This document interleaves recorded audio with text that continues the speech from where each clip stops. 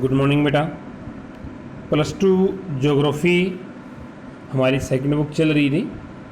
इसमें हम लेसन कर रहे थे जल संसाधन। आज हमें स्टार्ट करना इस लेसन को।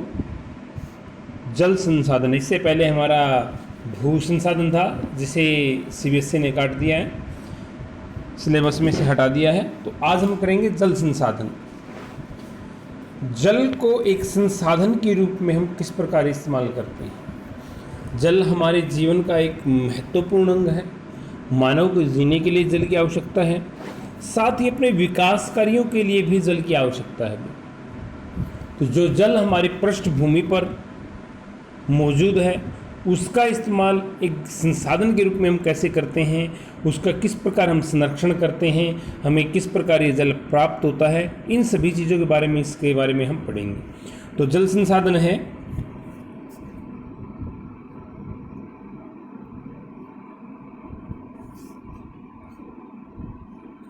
जल संसाधन एक राष्ट्रीय संसाधन है। यह किसी एक राज्य, व्यक्ति या किसी एक के लिए नहीं, ये पूरे राष्ट्र के लोगों के लिए है, पूरे देश के लिए है। जल संसाधन के प्रमुख स्रोत हमारे पास क्या है।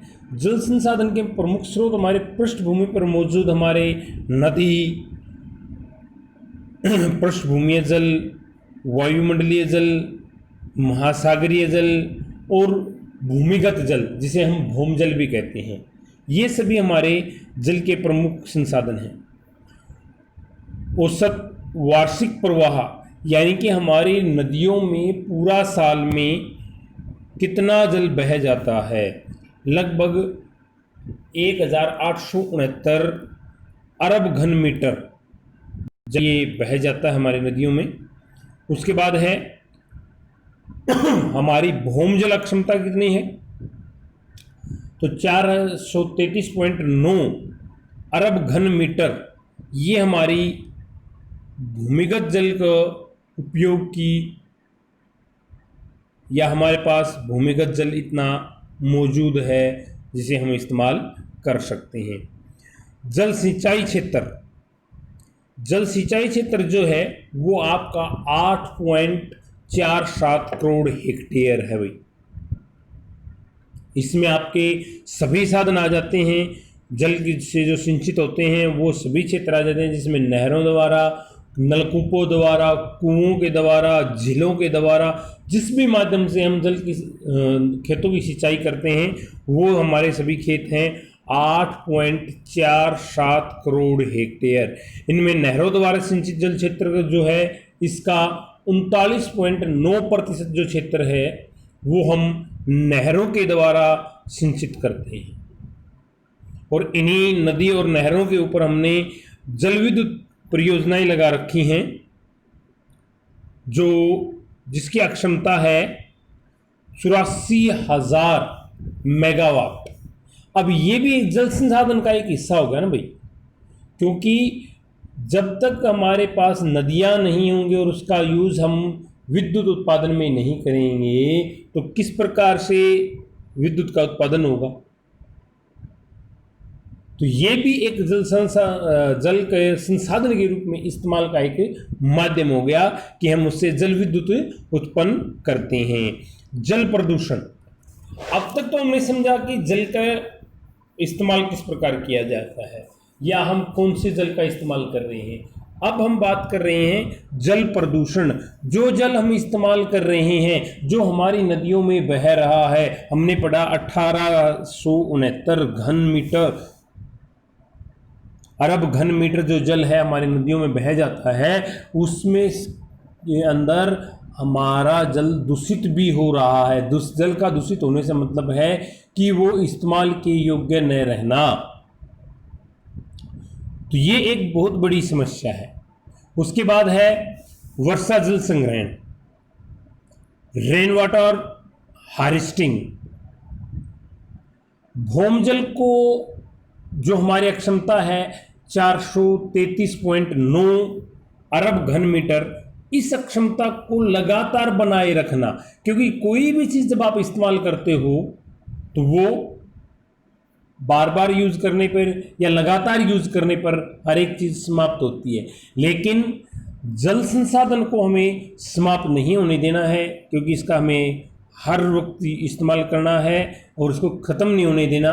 तो ये हमारा कहलाता है आपका वर्षा जल संग्रहण, ताकि हमारा जो भूमजल है, भूमिगत अंदर धरातल के नीचे का जल है, उसको हम दोबारा उसकी मात्रा को बढ़ा सकते हैं, या जितना हमने यूज़ किया है उसके बराबर हम उसके अंदर वो कैसे करते हैं कि हम वर्षा जल को संग्रहण कर लेते हैं, जिससे आपके जो जल है वो वापस भूमि के अंदर रिस के चला जाता है, एक जगह संग्रहित किया जाता है। इसी प्रकार हर एक घर को, हर एक क्षेत्र में, हर एक गांव में इसका व्यवस्था की जाती, ताकि जो हमारा भूमिगत जल हम इस्तेमाल कर रहे हैं, नलकूपों के द्वारा या ट्यूबवेलों के द्वारा जो इस्तेमाल हम कर रहे हैं, कुओं के द्वारा इस्तेमाल कर रहे हैं, उसका वापस उतना ही भंडारण हमारे पास हो सके। आगे हमारे देश में जल संसाधनों की उपलब्धता की विवेचना कीजिए कि भारत में जल संसाधन क्या क्या मौजूद हैं, कि उपलब्धता क्या है। तो हमारे पास जल संसाधनों की उपलब्धता है। जल संसाधन की उपलब्धता में धरातलीय जल के 4 भाग हैं भाई, नदियाँ, झीलें, तलैया और तालाब। ये वो जल है जो पृथ्वी के पृष्ठ भाग के ऊपर है। यहाँ हम भूमजल की बात नहीं कर रहे हैं, ये सिर्फ ऊपरी पृष्ठ भाग का जल है जो पृथ्वी के ऊपरी पृष्ठ पर मौजूद है। देश में कुल नदियाँ तथा उनके सहायक नदियाँ जिनकी लंबाई 1.6 किलोमीटर से अधिक है, जिसकी लंबाई 1.5 किलोमीटर से अधिक है, उन्हीं नदियों को हमने काउंट किया है। वो बरसाती हैं या सारा साल बहने वाली नदियाँ हैं। मिल करके 10,360 नदियाँ बनती हुई हैं भारत में। 10,360 नदियाँ हैं ऐसी। भारत में सभी नदियाँ बेसिनों में औसतन वार्षिक वर्षा 1869 घन किलोमीटर होने का अनुमान किया गया है। फिर भी स्थलाकृति, जलीय और अन्य दबाव के कारण प्राप्त धरातलीय जल का केवल लगभग 690 घन किलोमीटर ही, यानी कि 32% जल का भाग ही हम इस्तेमाल कर पाते हैं। जो पूरे साल में 1869 अरब घन मीटर किलोमीटर होने का जो जल हमारे पास मौजूद होता है नदियों में, हम उसका सिर्फ 32% ही इस्तेमाल कर पाते हैं। बाकी 68% जल जो है हमारा नदियों में बह करके समुद्र में, खारे पानी में चला जाता है। इसका रीज़न क्या होता है? स्थलाकृतियाँ या उसको इस्तेमाल न करने की, इस्तेमाल कर पाने के संसाधन जो हमारे पास हैं वो न होना, या उसका सही से इस्तेमाल न कर पाना, ये सब चीज़ें इसके लिए होते हैं। स्थानीय वितरण के कारण है वर्षा, नदी में जल प्रवाह इसके जल ग्रहण क्षेत्र के आकार के अथवा जो उसकी सहायक नदियां हैं वो कहाँ कहाँ से ग्रहण कर रही हैं और कितने क्षेत्र से ग्रहण कर रही हैं उसके ऊपर निर्धारित रहता है। और ये चीज़ें वर्षा जो है क्षेत्रों में अलग अलग हिसाब से उनके उच्चावाच, उनके धरातलीय पर्यावरण, इन सब के आधार पर अलग अलग होती है। भारत में वर्षा में अत्यधिक स्थानीय विभिन्नता पाई जाती है और वर्षा मुख्य रूप से मानसूनी मौसम में केंद्रित है। पूरा साल वर्षा नहीं होती पूरे भारत में। भारत के कुछ भागों में ऐसा है कि मौसम मुख्यतः उत्तर भारत में, तो पूरे भारत में ही मान के चलिए कि मानसून में ही वर्षा होती है। कुछ हिस्से हैं भारत के दक्षिण के जहां साल में सर्दियों में वर्षा होती है, लेकिन वो पूरा साल भी नहीं होती है। कुछ समय के लिए सर्दियों में होती है, कुछ समय के लिए गर्मियों में होती है वहाँ पे। तो ये एक बड़ी दिक्कत है कि उन नदियों को जल वर्षा के समय ही मिलता है। नदियाँ भारत में कुछ नदियाँ जैसे गंगा, ब्रह्मपुत्र, सिंधु जल ग्रहण क्षेत्र बहुत बड़े हैं। इनका हमने अपवाह तंत्र में पढ़ा था पीछे क्लासों में कि इनके अपवाह तंत्र बहुत बड़े हैं।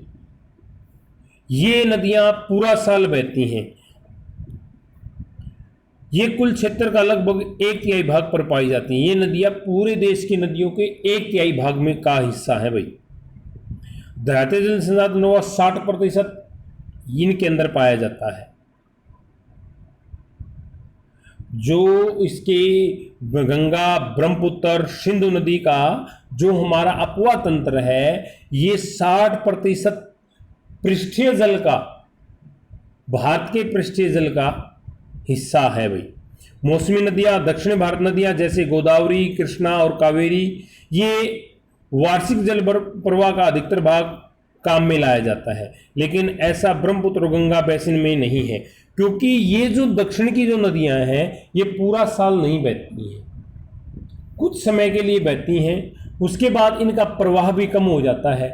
इसलिए कोशिश हमने वहाँ संसाधनों को जुटा करके इन नदियों में जो पूरा साल जल बहता है उसको इस्तेमाल करने का तरीका ढूंढ लिया है। हमने बांध बना लिए हैं, तो यहाँ क्योंकि हमें समय मिल जाता है, इनके प्रवाह कम हो जाता है, इसलिए इनके ऊपर हमने बांध बना करके इनके जल का पूरा इस्तेमाल हमने कर लेते हैं हम।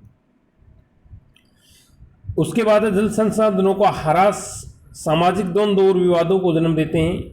इसे उपयुक्त उदाहरण से समझाइए। ये कहने का तात्पर्य है कि जो आपके जल संसाधन हैं उनका किसी देश की अर्थव्यवस्था में एक महत्वपूर्ण योगदान होता है, लेकिन इन जल संसाधनों के इस्तेमाल को आपस में बंटवारे का जो या वह नियंत्रण पर कोई प्रकार के द्वंद्व पैदा हो जाते हैं, जिस प्रकार पंजाब और हरियाणा का है। पंजाब, हरियाणा, हिमाचल की नदी का जल बंटवारा एक राजनीतिक विवाद बना हुआ है। हरियाणा और पंजाब का जैसे अपना ये SYL वाला मुद्दा हो गया। कर्नाटक और तमिलनाडु में कावेरी नदी जल का जो एक लंबे समय से चला आ रहा विवाद है वो हो गया। नर्मदा बेसिन का जल प्रवाह महाराष्ट्र, मध्य प्रदेश, गुजरात के बीच विवाद का विषय है। ये विवाद क्या है? विवाद ये है कि ये नदी में बहने वाले जल की मात्रा का इस्तेमाल कौन कितना अधिक करे, ये विवाद होते हैं भाई।